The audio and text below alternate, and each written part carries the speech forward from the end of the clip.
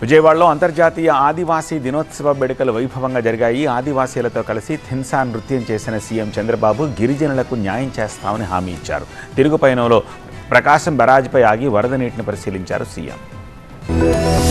ప్రపంచ ఆదివాసీ దినోత్సవం సందర్భంగా సీఎం చంద్రబాబు కీలక వ్యాఖ్యలు చేశారు. గిరిజన ప్రాంతాల్లో గిరిజనులకే ఉద్యోగాలు దక్కాలని జీవో 3 తీసుకొచ్చామన్నారు. 2000 సంవత్సరంలో తెచ్చిన జీవో 3 దాదాపు 20 ఏళ్ల అమల్లో ఉంటే 2020లో సుప్రీంకోర్టు కొట్టేస్తే దానిపై నాటి వైసీపీ ప్రభుత్వం సమర్థమైన వాదనలు వినిపించలేకపోయిందని విమర్శించారు. జీవో 3ని కాపాడేందుకు ఏం చేయాలో తాము చేస్తామని, గిరిజనులకి న్యాయం చేసే ఏకైక పార్టీ టీడీపీ అన్నారు సీఎం చంద్రబాబు. 2020లో సుప్రీంకోర్టు ఆ జీవోను కొట్టేస్తే సరిగా సమర్థించలేకపోయారు, సకాలంలో స్పందించలేకపోయారు. దానివల్ల ఇబ్బంది వచ్చింది. ఇప్పుడు మళ్ళీ నా దగ్గరికి వచ్చి అడిగారు.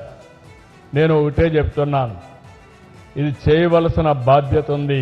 అందరితో మాట్లాడి అందరికీ ఆమోదయోగ్యమైనటువంటి విధానం, అదే మరి అటు పార్లమెంట్లో కానీ ఇటు సుప్రీంకోర్టులో కానీ నిలబడే విధంగా వర్కౌట్ చేయాల్సిన అవసరం ఉంది. విజయవాడలో అంబేద్కర్ కళావేదికలో అంతర్జాతీయ ఆదివాసీ దినోత్సవ వేడుకల్లో సీఎం చంద్రబాబు పాల్గొన్నారు. గిరిజన మహిళలతో కలిసి డప్పు కొట్టారు. ఆ తర్వాత అల్లూరి సీతారామరాజు విగ్రహానికి నివాళులర్పించారు. సీఎం చంద్రబాబు సమక్షంలో వివిధ ప్రైవేటు సంస్థలతో గిరిజన సంక్షేమ శాఖ, ఐటీడీఏలు, ఎంఓయూలు కుదుర్చుకున్నాయి. అవకాశాలు కల్పిస్తే ఆదివాసీలు అద్భుతాలు చేస్తారన్నారు సీఎం. ద్రౌపది ముర్ము రాష్ట్రపతిగా ఎదిగారని, కలాం, ఎన్టీఆర్, మోదీ సామాన్య కుటుంబాల నుంచే వచ్చారని గుర్తు చేశారు. అంతకుముందు ఆదివాసీ మహిళలతో కలిసి థిన్సా నృత్యం చేశారు సీఎం చంద్రబాబు.